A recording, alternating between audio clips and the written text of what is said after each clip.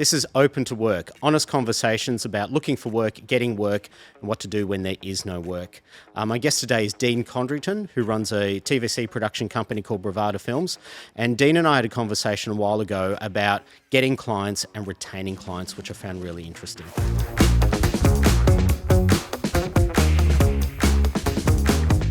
G'day, Dean. Thanks for being my guest today. You and I go way back. We started our careers at Channel 9 making commercials. Since then, I kind of moved into long form. You started your own production company called Bravada, which specialises in TVCs. Let's go back to that time. What was the motivation behind starting your own production company? Hey, Ben. Yeah, thanks for having me along. I guess the motivation was I'd worked at Channel 9 for close to 10 years and I just, really wanted an opportunity to do my own thing. I mean, you kind of work in those types of roles and you either kind of get used to staying there and doing things a certain way. I always like to try and push the boundaries and do creative stuff. And I just found that it was at the time where I needed to go off and I guess find some of those opportunities and really have a crack at trying to do things a bit outside the box and just seeing, what was capable of doing it to myself. And, I just thought it was a great time to do it when I left. Quite ambitious at the time because, we'd come with the support of the full machine of Channel 9 and then you went out and did it on your own. I took the safe option. I kind of went back into the TV machine. Did it feel ambitious at the time? Or naive, yeah, one of the two. Sometimes there's that, obviously I was younger and I think you kind of don't, when you don't have the responsibilities and things like that, you really are bulletproof. And I guess I probably had a bit of that where it's like I've done this, I really need a chance to grow and do something else. In any business, the first 12 to 24 months is extremely tough. And I really found that. So how do you go about getting your clients now? Obviously at the start you had the support, a little bit of Channel 9, riding off the back of that. But how did you get your first run of clients and how do you get your clients now? The relationship building side of things is so important. So yes, you obviously need to be good at what you do. You need to deliver what you say you're going to deliver within a budget, all of those kind of, non-negotiables. But the relationship side of things is so important. And, I really try to focus on retention. Like, the easiest client to get is one you already have. And that's really, I put so much into that. I really want to look after the clients, that we have. I just want to make things easy. So if someone says, "Oh, we need to do this," I just want to make sure that when they call Bravada, if they call me or someone else, that they know what we're going to deliver. And in terms of getting new clients, as I said, a lot of them really come off the back of just different projects. So some, say for example, if I have a relationship with an agency, that agency has different clients, you know what I mean? Then all of a sudden you do a good job for this particular client or this particular project that leads into, oh, we had a great experience with Dean doing this or with Bravada doing that. Can we get them for this job? Or, you know what I mean? So a lot of it does happen like that. It's a bit organic in that respect. So I want to get a bit specific on this now, Dean, because that's all good, but you had a really insightful piece of advice for me last year about how you organically sometimes get clients. And you had one particular story which involved taking photos of your children at sports day. Can you just expand on that story a little bit? Yeah, for sure. I mean, the thing that I've also come to realize is that it's not always about business, but it's always about business.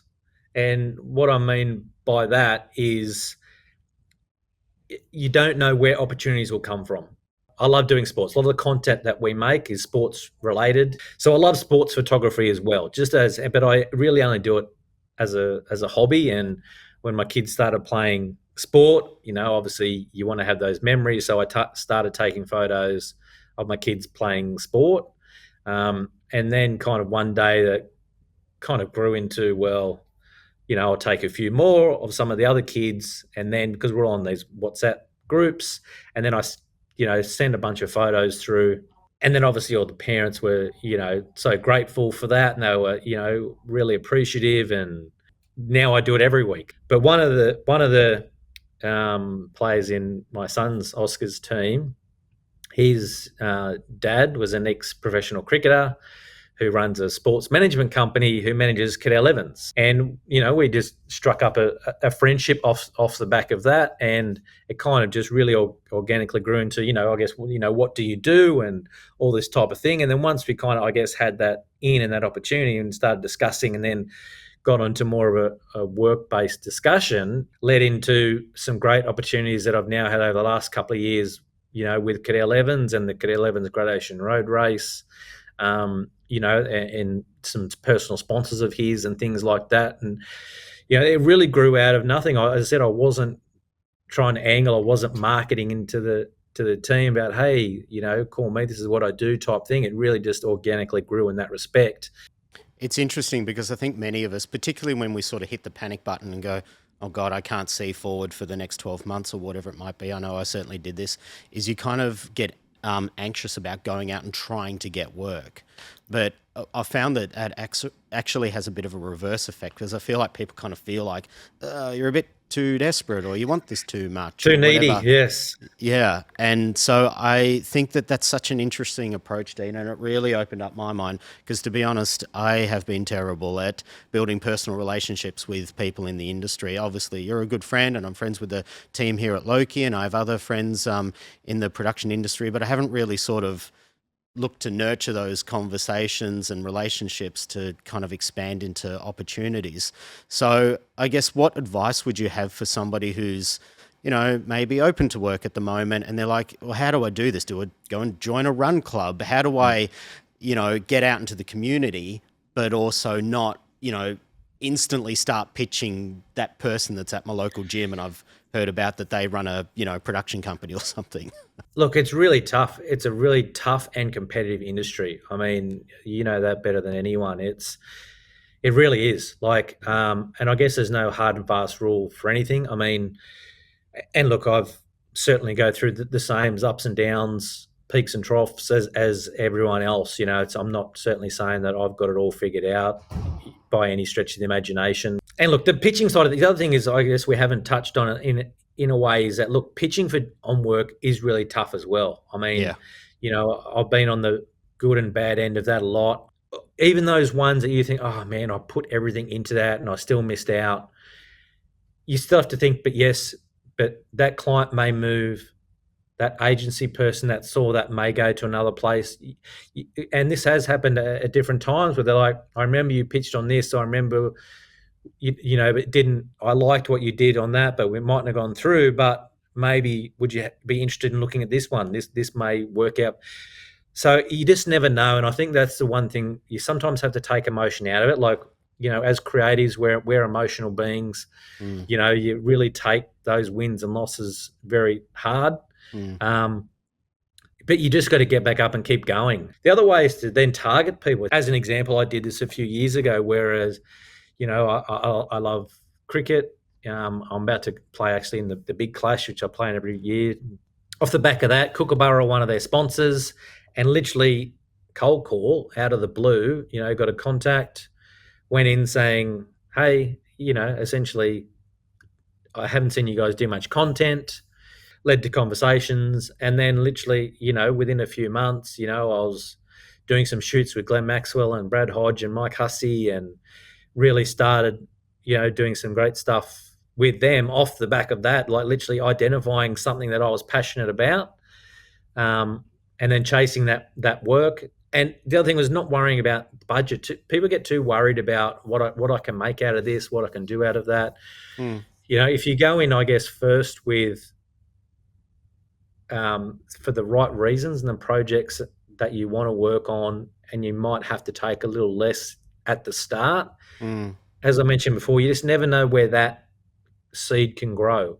If you can add a bit of value and they don't feel like you're trying to take work away from them, and then you can be an extension and a partner, and you can get into certain projects, so you can help it with an overflow. Some businesses get, I haven't got the capacity to do this. You can help for an overflow and help in that capacity. Just, it's all of those types of things that build relationships, build your reel, build your website, and even it just they all help. It all helps, and it's just a lifelong thing, especially in business, of just building relationships and trying to retain those, and just not being too emotional, which I've struggled with at times. I'm certainly Sure. getting better now, but not getting too emotional with the wins and the losses, or don't worry about that. Just help where you can, or like Arnold Schwarzenegger says, be useful. Be useful. Amazing. I mean, that's such great advice, Dan, because I think that we even heard that back in the day, 20 years ago, when we were at Channel 9, we'd go and pitch on a few TVCs and a client might go, oh, you know what, I could just do this myself. And that was kind of something we had to battle through at the time. But I think you're right. I think the attitude's changed now. It's like, yeah, you can do this yourself and we can help with that process, or we could be part of that, or when you want to scale up or do that one big event, or, bring all your creators together and do something that's quite impactful, we can be part of that rather than see it as competition. At the end of the day, however we get the result, I'm not too concerned with. If that means helping you, if that means you getting more credit than we get, or this or that, or however that works, if we can add value to that, help you in that regard, as you say, maybe go in and help them set up a process that may take some work away from us in future, but I don't see it. I see it as we'll help you do that because that serves a certain purpose and it's worthwhile. And we then help out sometimes on the editing of those, just to, make sure that it's still coming across in the right manner. I think wrapping all this up, Dean, it's kind of two things. It's be useful, but also be part of the community. Like, don't be siloed in like, I'm a producer and I'm like, go to your kids' sports days and just be authentic, and people will kind of find out what you do, and maybe there's opportunities there, maybe there isn't, that's okay, but just be part of your community and be useful to the clients that you do have. Does that kind of wrap it all up? Every year's still hard. I mean, it doesn't matter. You can have amazing years, but you can also, there are changes. There's a government change, a policy change, a client change, a personnel change.